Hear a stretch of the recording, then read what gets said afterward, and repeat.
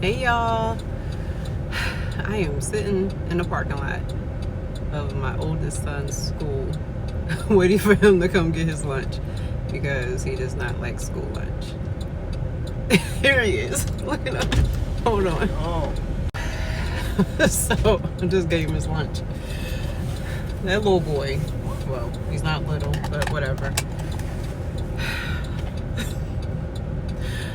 If y'all wondering, because it'll be somebody times 10 talking about why is she dropping his lunch off? Why didn't she just pack it the night before and he could just carry it to school? I mean, like, that's a bit much. It is a bit much, okay? But my mothering comes first. It is top priority, okay? Es primero, okay? Más importante, okay? Anyway, the reason is because I don't know how to make what he likes to eat for lunch, which is sushi rolls. Okay, so the most that I can do is make the salad on the side and the rice on the side.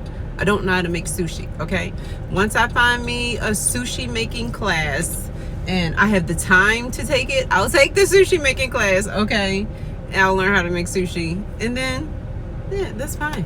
You know, even though I don't feel really comfortable handling the salmon. I don't know. How will I know which salmon to use in a sushi roll? Like, all the salmon that comes in our house gets cooked. But anyway, so when he, gets other things, of course I can make that stuff. I can make the hoagies, you know what I mean? I can send the fried chicken, the barbecue chicken, because he needs a lot of protein.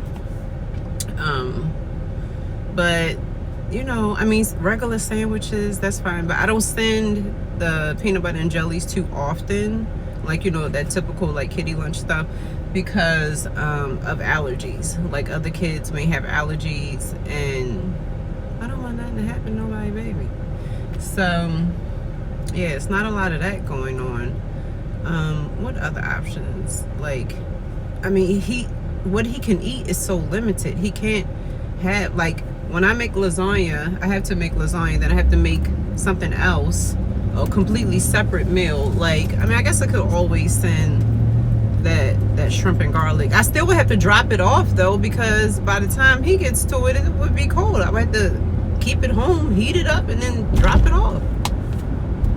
Yeah, but he can't eat certain things, or his little tummy would just be completely disturbed, and nobody's having all that. Okay, nobody's having all that. I mean, like, it was to the point where one year, actually it was a couple of years, I caught on to, like, okay, I cannot keep on. And this was when the kids were between multiple schools. So I'm like, oh my goodness, I'm at one school for one thing, then I'm leaving that school for another thing, and his stomach was getting upset. And I kept on telling him, like, listen, he has restrictions. This is the list of restrictions. Please give him other options, blah, blah, blah. Listen, the lunch staff was like, ma'am, this is what's for lunch. This was on the menu. This is what gonna be served. I'm like, okay, nobody wants to fight with a lunch lady. Okay. Like, nobody's doing it. I'm not having it. Ooh, that's a lot. But anywho, so then I had to, like, load the nurse up with, like, Tums and different stuff that can settle his stomach, make him comfortable, because at this time I was not in the position to realize what I was supposed to be doing with my life.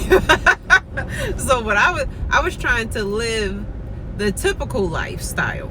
I was trying to be the mom who was working outside of the home, because I felt like that's what I had to do, and I just didn't know any better at the time.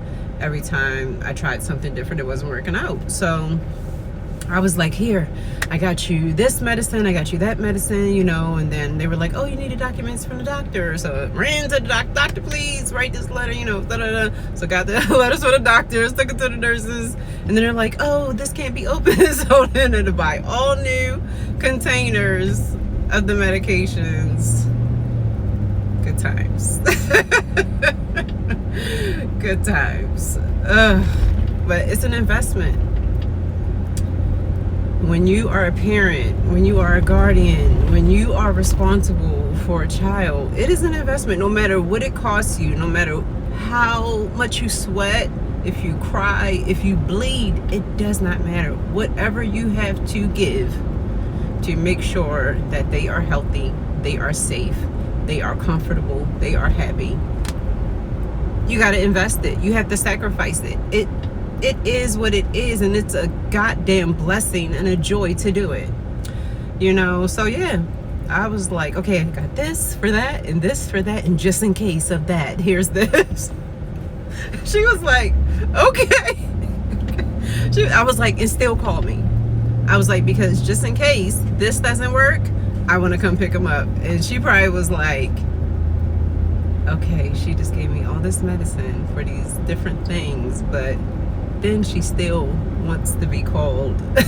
Yes, because I need to know what's going on in my kid. Okay. But yeah, some stuff he's grown out of, but some stuff he has not grown out of, and we're just doing natural remedies. And honestly, like, I've decided, you know what, I pray for safety and protection for my kids. I pray for clarity and strong intuition. I'm just gonna go ahead and pray for healing. Like, I noticed that sometimes we wait for like the big, drastic, terrifying things to pray for, but what about the daily things, like upset stomachs and headaches and things like that? And then it's like, sometimes it's not just about praying and waiting for something to happen. Sometimes in prayer and meditation, you receive the action to take. You know what I mean? And so, or you receive the information of what you're supposed to do, of the action to take, or the thing to do, or the thing to get and use. So it's not always about, oh, I'm gonna pray, I'm gonna meditate, and I'm gonna wait. Like, a lot of times answers come, like solutions come quickly. They come right away. We just have to be open to receiving them. So, like, even before, when he was having issues, with headaches and stuff like that, like, God led me to start actually laying hands on him, and not just in the form of like you in church, like hit you in the head and knock you on the floor. Not like that. No judgment. No judgment, because some of the people are filled with the light, honey, and they are gifted.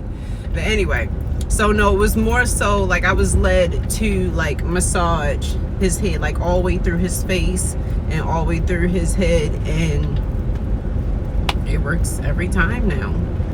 Actually, he hasn't had headaches in a while. So thank you, God, for that. But yeah, like, these kids, and I'm so happy that the other one does not want lunch dropped off. But you know what? Let me be quiet. Sometimes we talk too much. Okay, and the next thing, oh, the puppy is so cute. And the next thing you know, he's like, Mom, I want this. And then I'm gonna be like, okay, stop one here, stop two there. Like, but it's all good. It's all good. My babies are so blessed and so loved by God, and God is like, I'm just so grateful. And I'm just, yeah, is there any better word than grateful? There's no better word than grateful, man. But just gotta keep